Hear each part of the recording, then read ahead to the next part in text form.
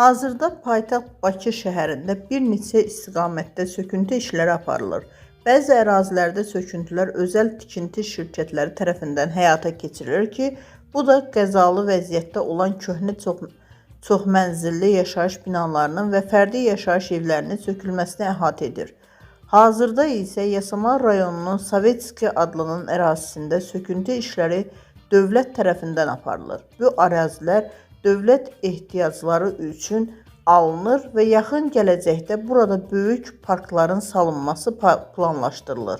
Sfera.az TV-yə istinadən bildirir ki, Sovetski adlanan ərazidə ilin sonunadək 4200-dən çox mənzilin sökülməsi nəzərdə tutulur. Dövlət layihəsinə əsasən indiyədək Sovetskidə 600 mənzil tam, 850-yə yaxın mənzil isə qismən sökülüb. Məqsəd Bakını müasir görməkdə daha avanqard və rahat şəhərə çevirməkdir. Yenidənqurma işləri aparılan ərazilərdə mədəniyyət abidələrinin və dövlət əhəmiyyətli tikililərin sökülməsi nəzərdə tutulmayıb, yəni müasirliklə tarix vəhdət təşkil edəcək. Bu isə dövlətin mədəni irsə həssas yanaşmasının bariz nümunəsidir.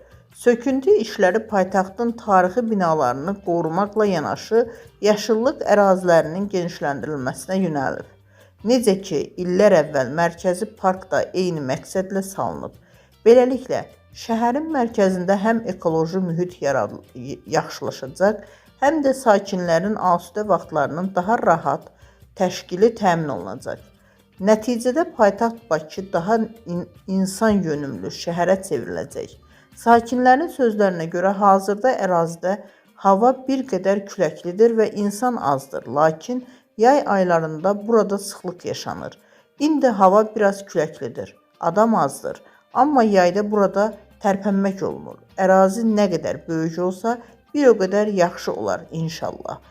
Digər sakin isə qeyd edib, bura insanların istirahət üçün seçdiyi məkandır. Xüsusilə həftə sonları daha da abadlaşdırılsa çox gözəl olar.